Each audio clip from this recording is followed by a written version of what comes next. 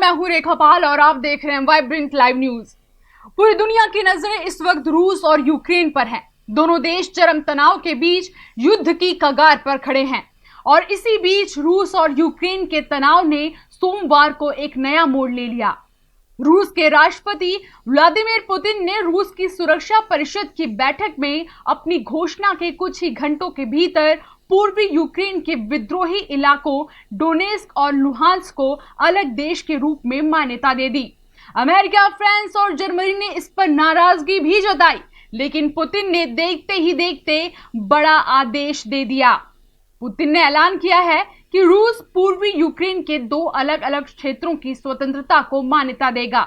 रूस स्वघोषित गणराज्य डोनेस्क और लुगान्स्क को अलग देश के रूप में मान्यता देगा।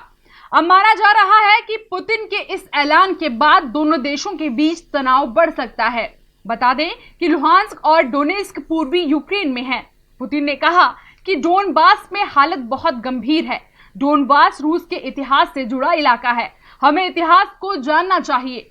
पुतिन ने आगे कहा कि यूक्रेन हमारा पुराना सहयोगी है। पूर्वी यूक्रेन को लेकर हमें मुश्किल फैसला लेना पड़ा। हम यूक्रेन को साम्यवाद की सच्चाई दिखाने के लिए तैयार हैं। पुतिन ने कहा कि रूस की संसद के पास सारे अधिकार हैं। पुतिन के बयान पर यूक्रेन के राष्ट्रपति जेलेंस्की ने कड़ी प्रतिक्रिया देते हुए कहा कि हम डरते नहीं हैं। जेलेंस्की को अभी भी पश्चिमी देशों के समर्थन की उम्मीद है। वहीं पुतिन के इस कदम के बाद ही संयुक्त राष्ट्र सुरक्षा परिषद ने इमरजेंसी मीटिंग बुलाई। पूर्वी यूक्रेन में सेना भेजने के पुतिन के आदेश की संयुक्त राष्ट्र ने भी कड़ी निंदा की है। यूक्रेन तनाव पर यूएनएससी की मीटिंग में रूस का कहना है कि हमारी तरफ से इस मसले को डिप्लोमेटिक हल के रास्ते खुले हैं। हालांकि हमारा डोनबास इलाके में खूनी संघर्ष का कोई इरादा नहीं है, लेकिन इस मसले में अमेरिका की लीडरशिप में पश्चिमी देशों की नेगेटिव रोल ने हमें मजबूर कर दिया है।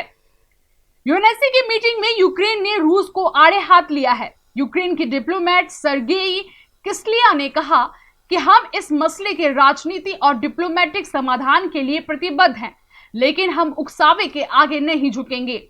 हम रूस से बातचीत के लिए टेबल पर लौटने की मांग करते हैं और यूक्रेन के इलाके में रूसी सैनिकों की तैनाती के फैसले की निंदा करते हैं। उधर अमेरिका ने कहा कि रूस का यह कदम यूक्रेन में घुसपैठ का एक बहाना है। हम और हमारे साथ इस बात को लेकर सहमत हैं कि अगर रूस और ज्यादा घुसपैठ करता है तो उसे जल्द और माकूल जवाब देना चाहिए। यह वो वक्त है जब कोई किनारे पर खड़ा नहीं रह सकता है। वहीं यूक्रेन तनाव पर यूएनएससी की बैठक में भारत के स्थायी प्रतिनिधि टीएस तिरुमूर्ति ने कहा कि रूस के साथ यूक्रेन की सीमा पर बढ़ता तनाव गहरी चिंता का विषय है।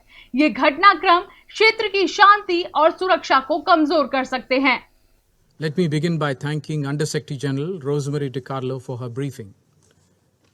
We have been closely following the evolving developments relating to Ukraine, including developments along the eastern border of Ukraine and the related announcement by the Russian Federation.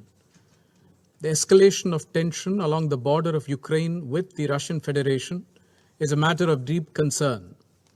These developments have the potential to undermine peace and security of the region.